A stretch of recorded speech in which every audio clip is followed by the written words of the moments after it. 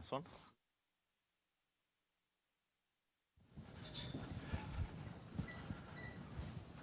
So next up is the one and only Donald McIntyre, Token Hash, our very own toxic gentleman,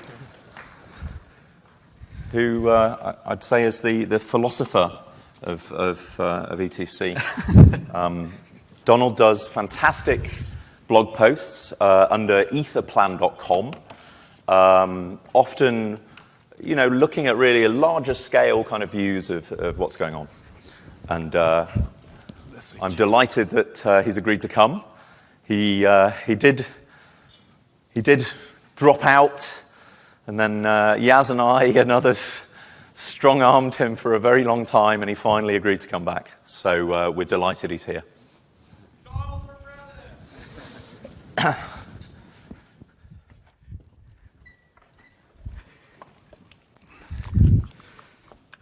I quit like 6 times already, I think.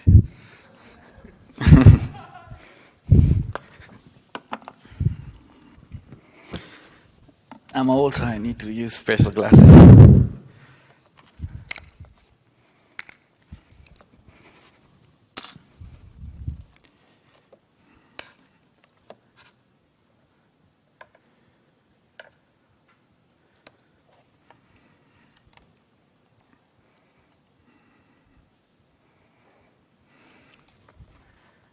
Everything's working.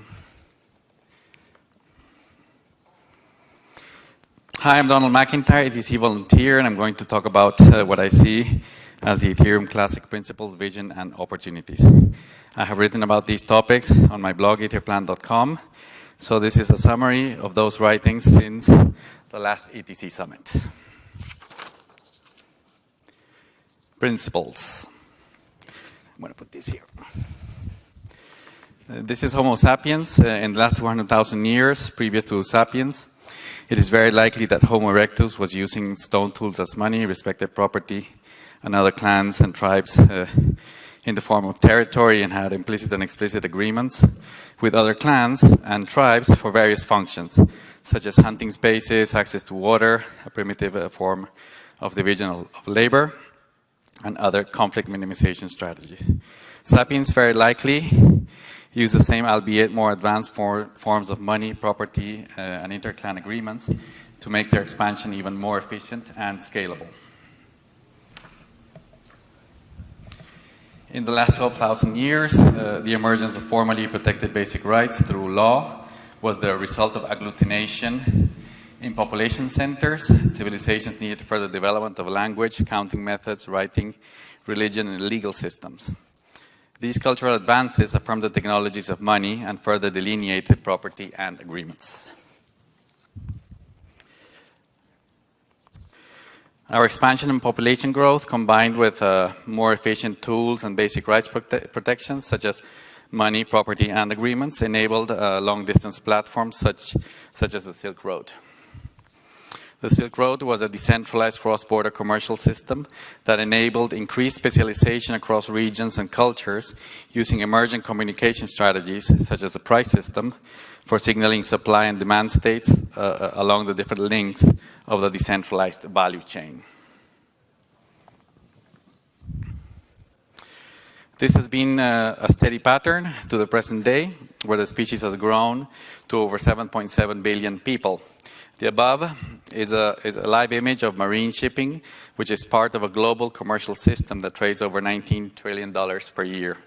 However, this commerce is primarily agreed, performed, settled, and adjudicated through trusted third parties. This not only implies a large cost and risk, but also the absence of trade that would otherwise exist were it not for socially unscalable centralized platforms.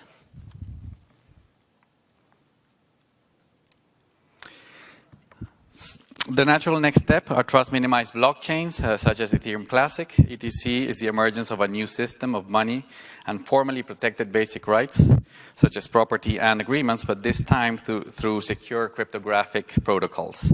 The key of Ethereum Classic is its security through sound design choices, such as proof of work as the consensus mechanism, Turing completeness to provide generalized functionality in a safe environment,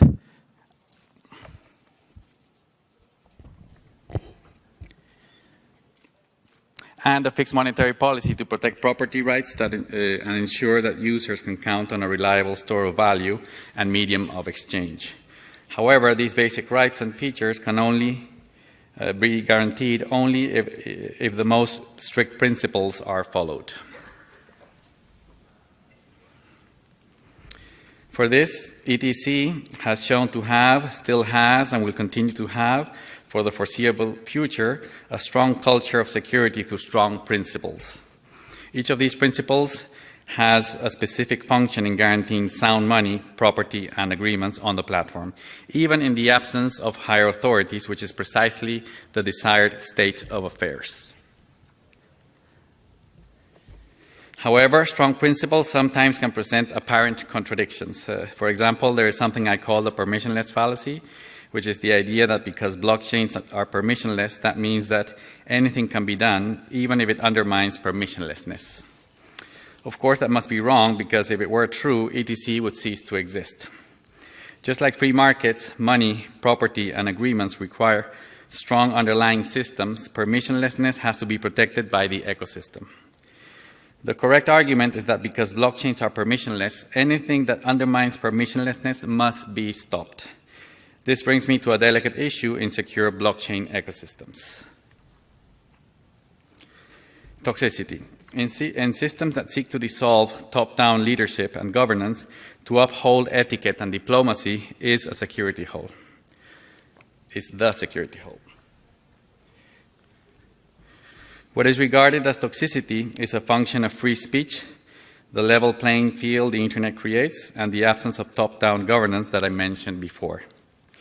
With no top-down governance, the only way of protecting blockchain integrity in the social layer is to have symmetry between players with capital, developers, and intellectual power, relative to regular people who may not count with those resources, but who many times are right. A way of looking at what is seen as toxic behavior in the blockchain industry is to regard it as a permanent state of alert, online activism, and public protest, but without the risk of violence. And it works. If not just see all the times ETC should have died, but it's alive and will in fact be critical infrastructure in the future. Vision. So what is ETC in layman's terms? It is a decentralized computing system that hosts programs, data, and has a processing capacity.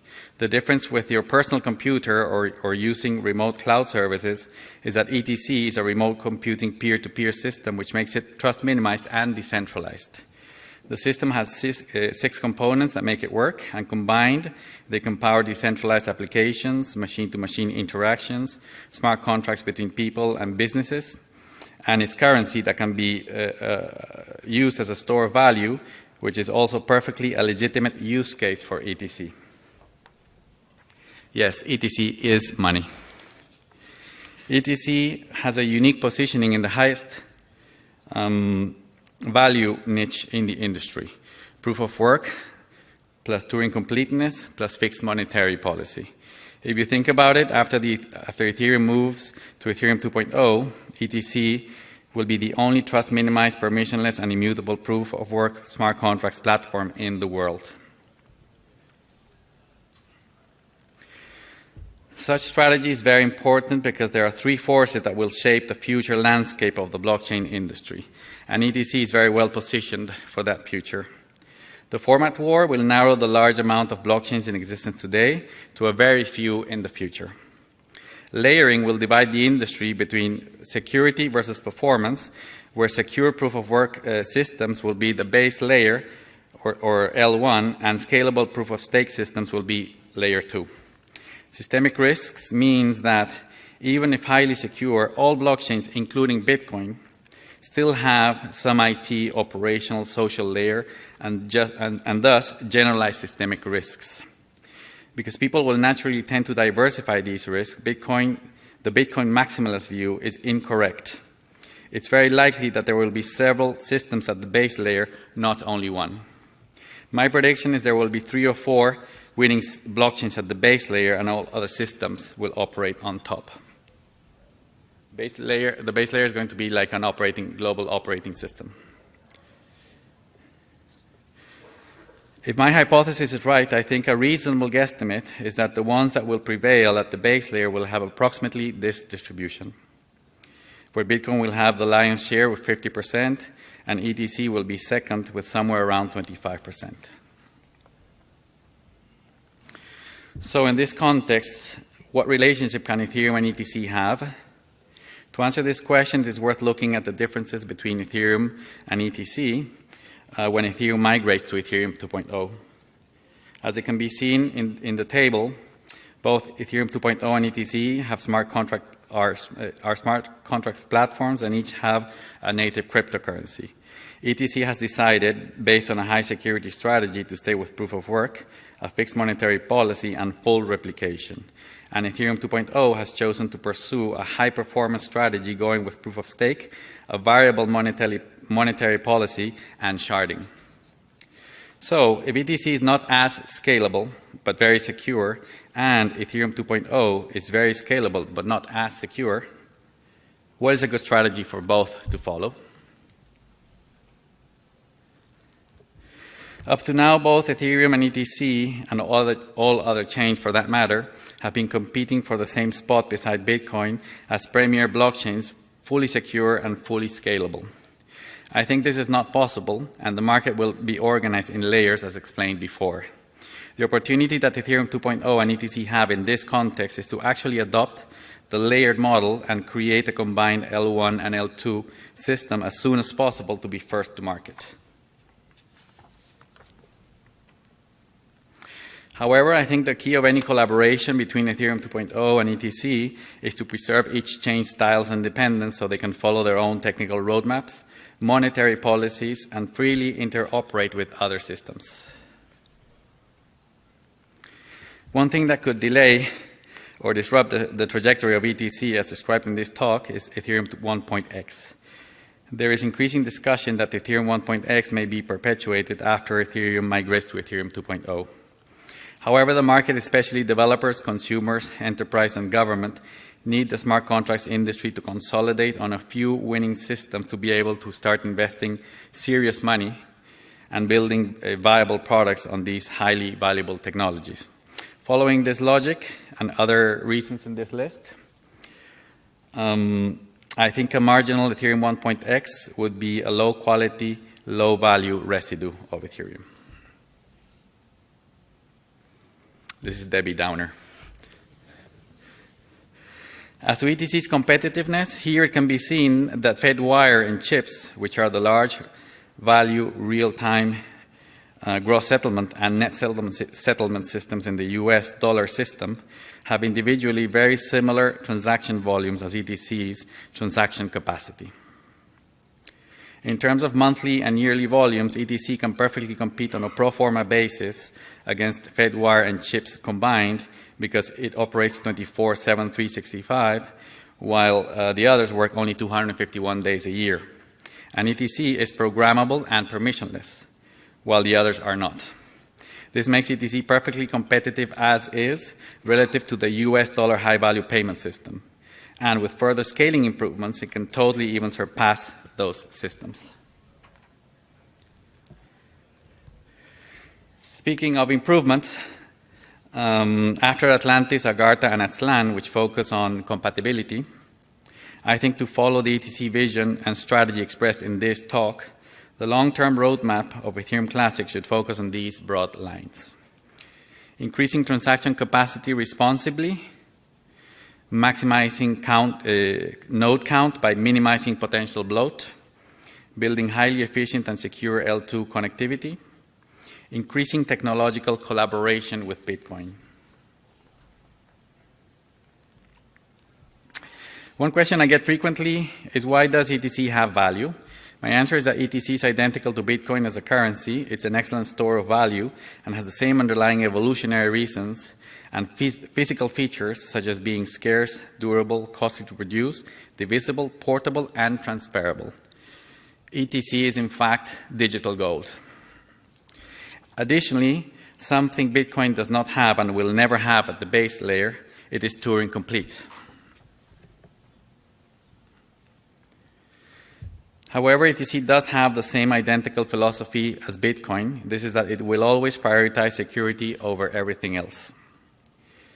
The majority of the other systems in the industry have chosen performance.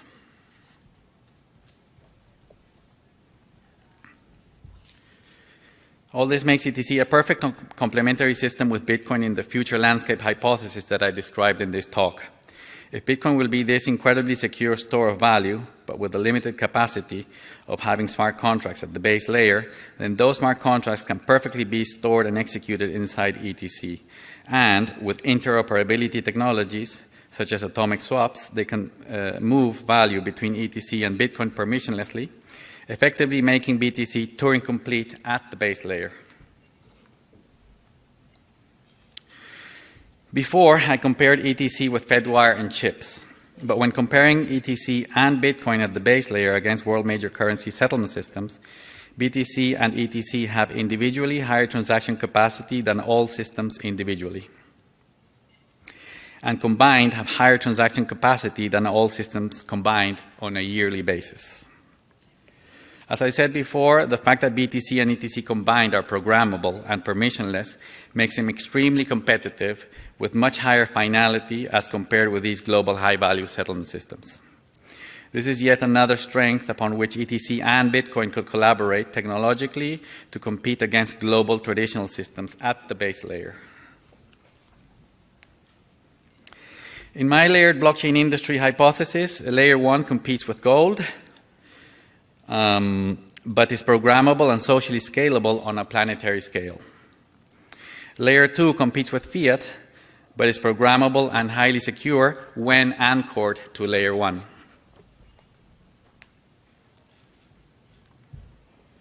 In terms of ETC's market value in particular, I think the crypto-based layer as a sector will eventually surpass the market capitalization of gold shown in the previous slide.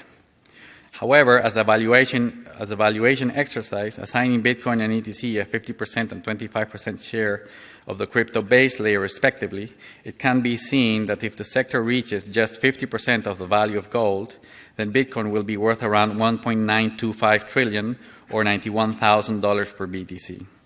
And Ethereum Classic will be worth around 962 billion or $4,500 per ETC. That's more or less 1,000 times the current price. Both estimates are on a fully diluted basis. Opportunities.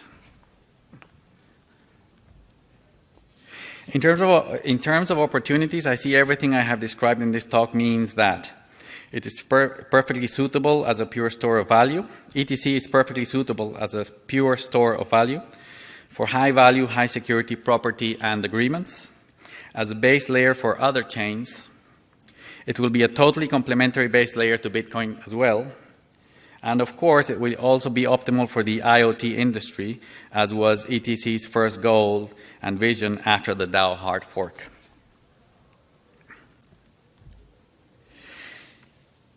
My vision in the core infrastructure and services segment is that companies and teams such as ETC Labs Core, Parity Technologies, IOHK, the Multiget team, and Blockstream can follow the very successful Red Hat model of consulting, training, and support on a subscription.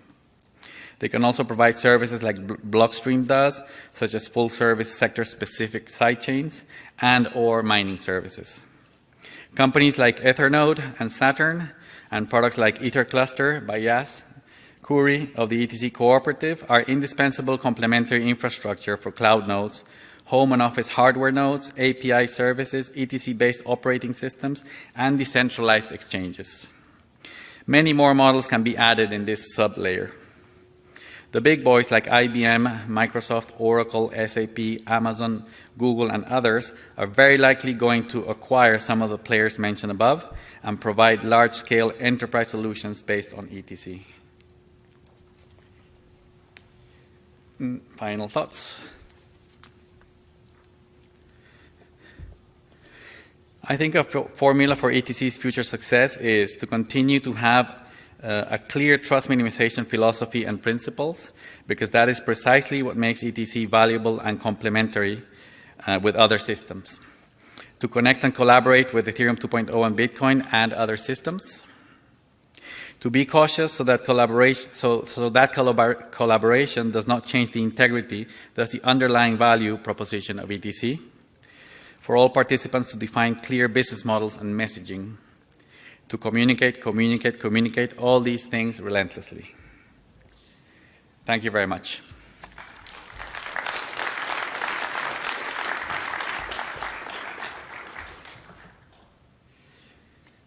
Does anyone have questions for Donald?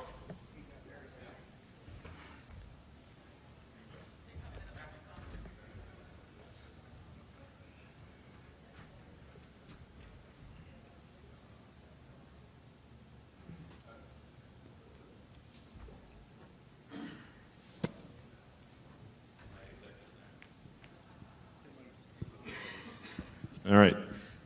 Great talk. So you joked when you were going on stage that you've quit 6 times. I'm curious, as you reflect on what were some of the reasons why you quit, and what brought you back, and kind of what are the lessons learned? Well, the first time I quit was just a spontaneous anger, which is normally what happens to me. I was fighting with Zach and Shane last year, and we were all part of the ETC dev team. And I think I would say that the base pattern is more or less the same. When I see something that I strongly disagree with, I get angry, and that reflects in my behavior, I guess. That was the first time. The other times were always community things, like when I remember one time when we were fighting with Yas and Anthony about collaborating with Virgil and Ethereum, and I saw that as a threat. So I spontaneously burst. Recently, I quit, and I was not going to come here to this because ETC Labs core had hired one of the developers, Thomas Stiebel, who was independent, to join the team, and Thomas was maintaining the only native client that we had. So I thought that was a continuation of centralizing everything on ETC Labs. Yes, the pattern I would say is I react. For example, the last time it was because they moved the client to the ETC Labs core GitHub. And when I call out that movement, because I see it as a centralization or a threat of centralization, then other members like Yas, Bob, and others, sometimes instead of calling out the move of moving the client there, they call me out for calling them out. So it creates like a circle, and I feel that I'm the only one trying to do these things and protect the integrity of, I don't know, the philosophy of ETC. And when I feel that, I say I'm leaving. Sometimes I even deleted the account, but last time I didn't delete it because I've come so many times that I know I'm going to come again. And there's no other. This talks also about what I see the uniqueness of ETC is that when I say, okay, I'm not going to work on ETC anymore because it's a lot of energy to be defending the principles as in Bitcoin. But Bitcoin is already a huge ecosystem, and it's already has its philosophy, and I think it's a ship that is already with a lot of inertia, momentum. ETC is very small, and when I see the landscape, I see that there's no other opportunity as Ethereum Classic, as a blockchain, because of this, what I said about the positioning, no? Proof of work, fixed monetary policy, at the base layer as a global operating system. Thank you for the question. There was another question here.